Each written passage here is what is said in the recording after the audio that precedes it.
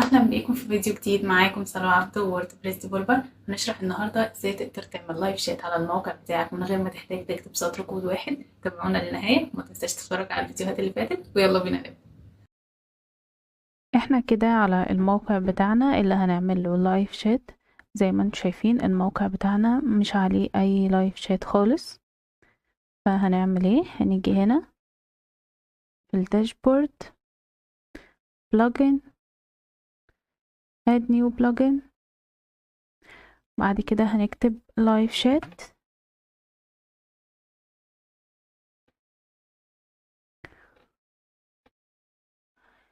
احنا هنا هنشتغل على البلجن دي برضو كويسة جدا، ممكن نشتغل عليها في فيديو تاني. قولولي لو حابين نعمل ده.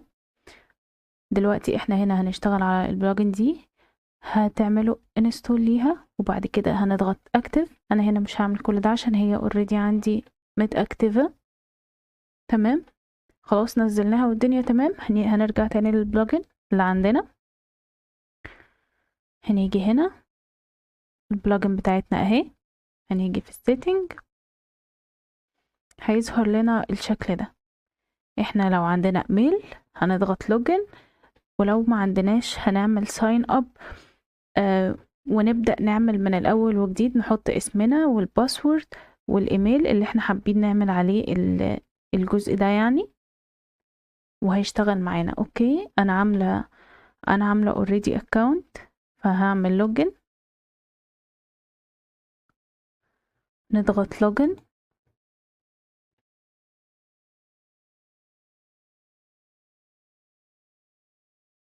هنيجي هنا جو تو داشبورد.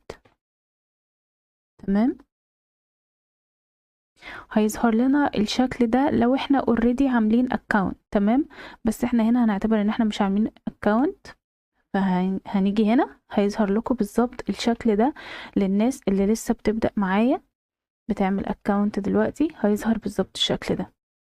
احنا هنا المفروض بنعمل مساحة للموقع بتاعنا. انا مثلا فرضا ان انا عندي 10 مواقع شغالة عليهم وعاملة عليهم لايف شات على الداشبورد دي، فانا مش محتاجة 10 ايميلات عشان اقدر اعمل ال10 مواقع.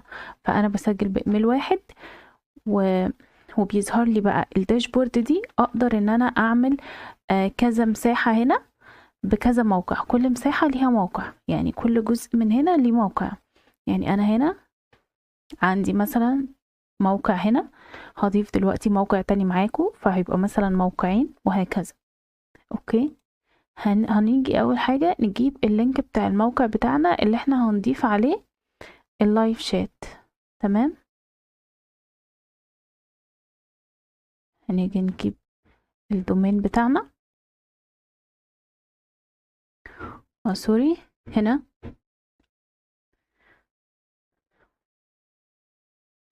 وهنحط الدومين بتاعنا بالشكل ده.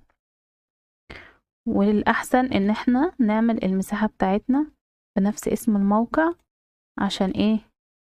يعني كل حاجة تكون واضحة قدامنا. بعد كده هنضغط نيكست.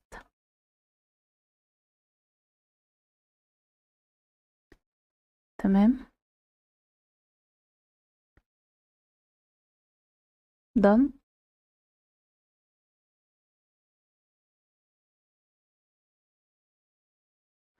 نرجع تاني للموقع بتاعنا، هنشوف ايه اللي حصل. هنعمل ريفرش الأول وبعد كده select property. هنا أنا عشان عندي موقعين ظهر لي اتنين. فايناليتكس ده اللي أنا لسه ضايفاه دلوقتي، وبيت توايس. اوكي، احنا هنيجي اللي أنا لسه ضايفاه ده دلوقتي. ماشي، use selected. ايوه كده بالظبط. تمام، احنا كده المفروض نخرج بره نلاقي اللايف شات، يعني نخرج في الموقع بتاعنا نلاقيه. اوكي، اهو ظهر زي ما انتم شايفين. بس احنا لسه طبعا ولا عملنا اعدادات ولا عملنا اي حاجة. ظهر بالشكل ده، نقدر نبعت ونستقبل الرسائل من الموقع بتاعنا لأي عميل يدخل، ودي حاجة يعني هتبقى احسن وافضل للعملاء. اوكي، هنيجي هنا بقى، عايزين بقى نظبط اعدادات الكلام ده كله. هنعمل ايه؟ نيجي هنا نقدر نغير اللون بتاعنا لأي حاجة بقى احنا عايزينها على حسب البراند بتاعنا. تمام، واصلا عشان البراند نفس اللون ده فانا هسيبه. تمام.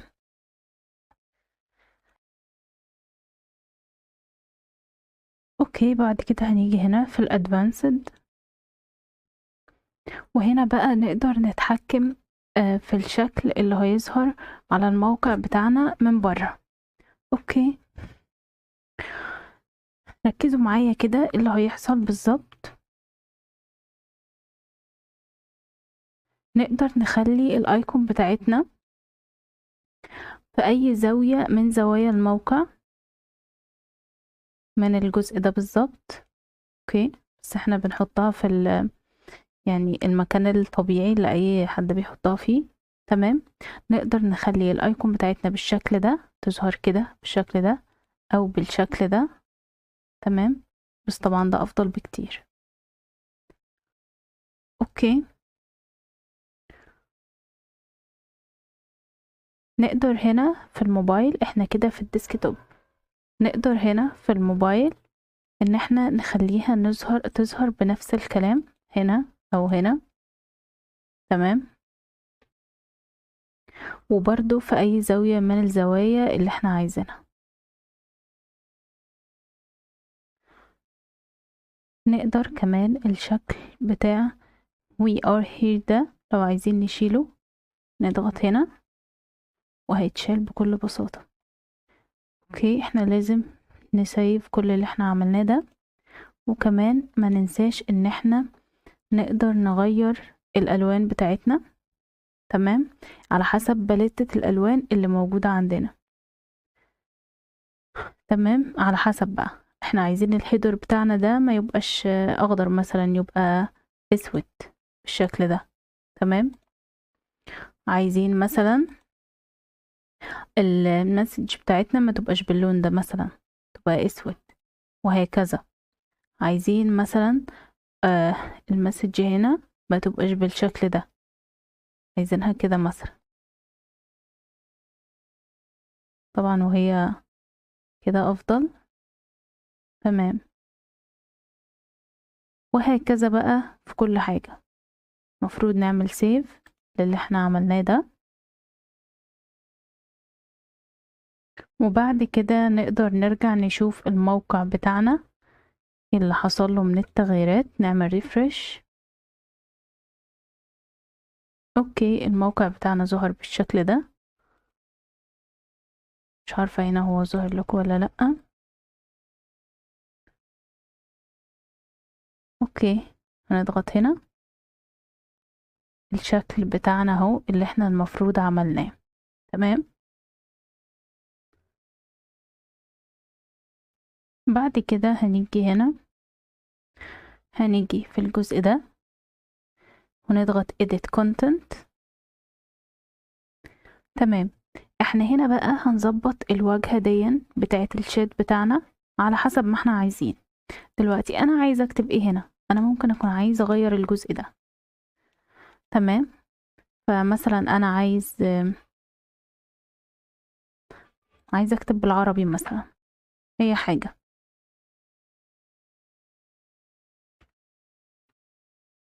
تمام، بالشكل ده. بعد كده هنضغط update. كده اتغيرت للشكل ده. لو انا مثلا الموقع بتاعي عربي، ما هو انا لو الموقع بتاعي عربي وما فيهوش كذا لغة تانية، المفروض ان كل حاجة تبقى عربي مثلا يعني.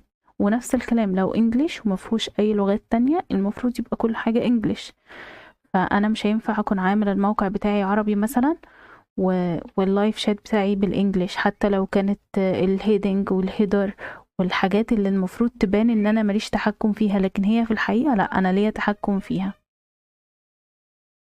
تمام، هنيجي هنا في التكست اريا. انا دلوقتي هغير ده لان طبعا ده شكل غير مقبول بالمرة ان يبقى انجليش وعربي في نفس الوقت، لا مش هينفع. تمام، هنيجي هنا انا اصلا يعني لو فرضنا ان انا عايزه اشيلها خالص اصلا احذفها، هنضغط هنا خلاص ما بقتش موجوده، بس شكلها مش افضل حاجه. تمام، فاحنا هنعدلها للحاجه المناسبه معانا. طبعا انا بكتب اي حاجه ديمو، لكن يعني على حسب كل واحد والموقع بتاعه محتاج ايه والسيرفيسز بتاعته اللي بيخدمها، اللي بيقدمها سوري. كل واحد ادرى باللي عنده، يعني كل واحد ادرى بشغله بالموقع بتاعه عباره عن ايه. اوكي تمام. هنا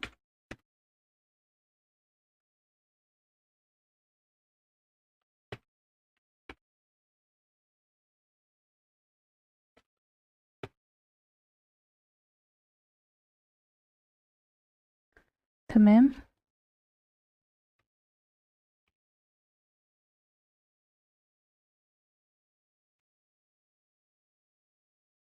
بالشكل ده. وبعد كده هنضغط ابديت. كده احنا غيرنا الانجليش بتاعنا كله. تمام، انا عايزه اغير الجزء ده برضو او عايزه احذفه خالص، يعني على حسب انا عايز ايه. لو عايزه احذفه خالص هنشيله بالجزء ده،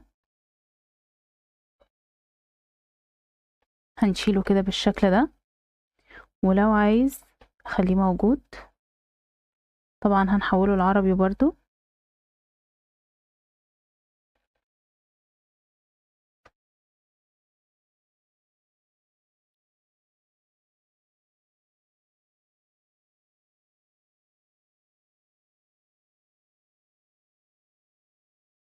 بالشكل ده وهنضغط ابديت. تمام. طيب هنا بقى في نيو conversation دي، ممكن في ناس مش بتكون متاحة على الموقع ال 24 ساعة عشان يكون في لايف شات، او مثلا انا مش مشغل الموقع بتاعي ناس على الموقع بتاعي قاعدة تساعد العملاء ال 24 ساعة فرضا يعني. فانا مثلا بفتح الشات بتاعي لساعات معينة، اللي هي ساعات العمل بتاعتي اللي انا متاح فيها او اي حد من الفريق بتاعي متاح فيها ان هو يرد على رسائل الناس. فانا اقدر في الوقت ده ان انا اقفلها، زي ما بندخل على مواقع كتير ان احنا بنبقى عايزين مثلا نكلم الدعم او نوصل لاي شات او لايف شات يخلينا نوصل لهم، ومش بنلاقي الجزء ده، بنلاقيه مختفي في اوقات او ساعات معينة. هما بيكونوا قافلينه بالشكل ده. تمام، فانا لو عايزه اقفله هقفله بالشكل ده، ولو عايزه افتحه هفتحه بالشكل ده. تمام، هنغيرها.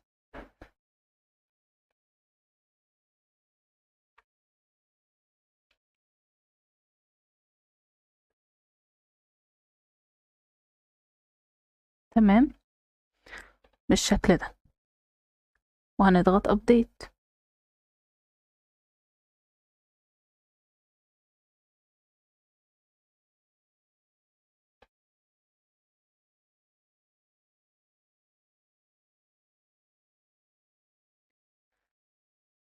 احنا كده عملنا تعديلات كتير. تعالوا نشوف ايه التغييرات اللي حصلت على الموقع بتاعنا. تمام، هنعمل ريفريش للموقع بتاعنا بالشكل ده وهنيجي نشوف ايه اللي حصل. هنبدأ من الأول محادثة جديدة اهو، ظهر لنا كل اللي احنا محتاجينه. تمام، سوري، كده ظهر لنا كل اللي احنا محتاجينه. احنا نسينا نعمل حاجة مهمة في الجزء ده، وهو ان احنا نخلي الكلام رايت.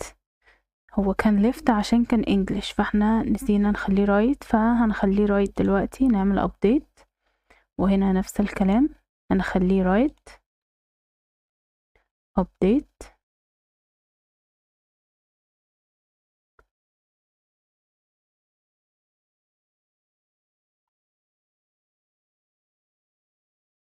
نفس الكلام نتأكد ان كله تمام.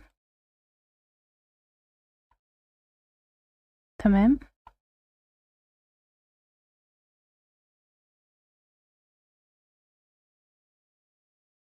اوكي، نتأكد هنا برضو كده كله تمام.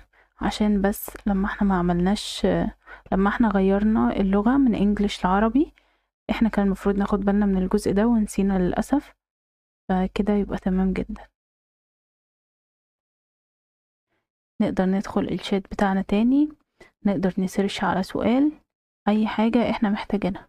تمام، لحد هنا اتمنى تكونوا فاهمين كويس. طيب انا دلوقتي الكلام ده كله لو انا اونلاين، يعني لو انا فاتح الموقع بتاعي والدنيا تمام. طيب لو اوفلاين هنعمل ايه؟ هل العميل هيدخل هيفضل يبعت كده ومفيش حل؟ يعني اكيد لا.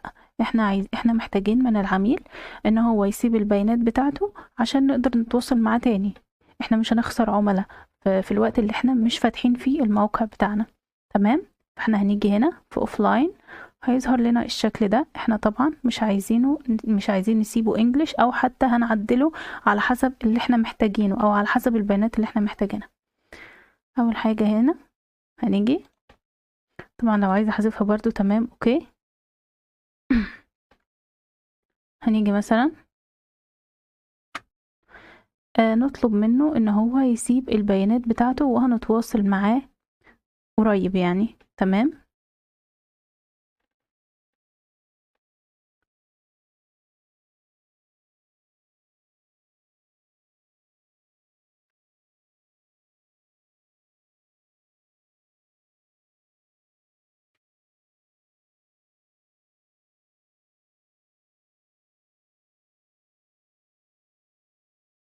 او سيتم تواصل حد من الفريق بتاعنا يعني. اوكي، وهنضغط ابديت. تمام، هنا هنيجي في الفورم بقى عشان نعدله او نعدل البيانات المطلوبة. تمام، هنيجي هنا، ممكن بقى اطلب اي بيانات احنا عايزينها. تمام، بس الطبيعي ان احنا ممكن الايميل ورقم التليفون بتاعه برضو. اوكي تمام، الاسم،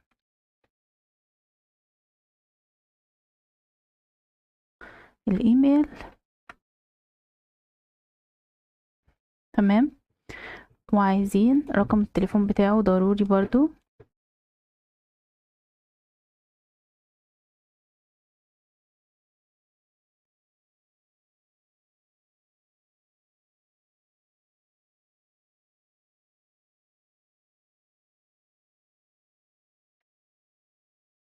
تمام، ونسيب جزء يكتب فيه الرسالة بتاعته اللي هو محتاجها او الاستفسار بتاعه. تمام، وابديت.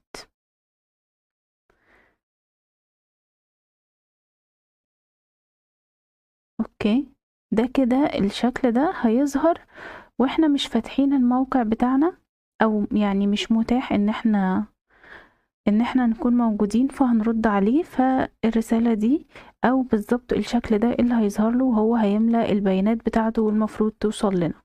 اوكي، توصل لنا ونشوف هنتواصل معاه بأي طريقة يعني. تمام،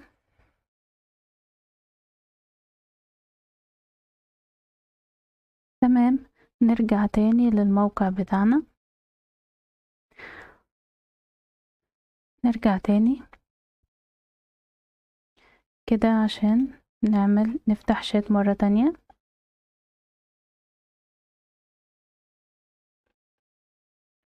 نبعت اي حاجة عشان نشوف بس الدنيا ماشية ازاي. تمام، انا كده عميل ببعت من الموقع، ادخل بقى على الداشبورد عشان اشوف اللي حصل. تمام، كده بالشكل ده. عايز هرد بالشكل ده، والدنيا كده تمام. اتمنى تكونوا استفدتوا من الفيديو. لو عندكم اي سؤال ممكن تكتبوه في الكومنت وهرد عليكم. وبس كده، السلام عليكم ورحمة الله وبركاته.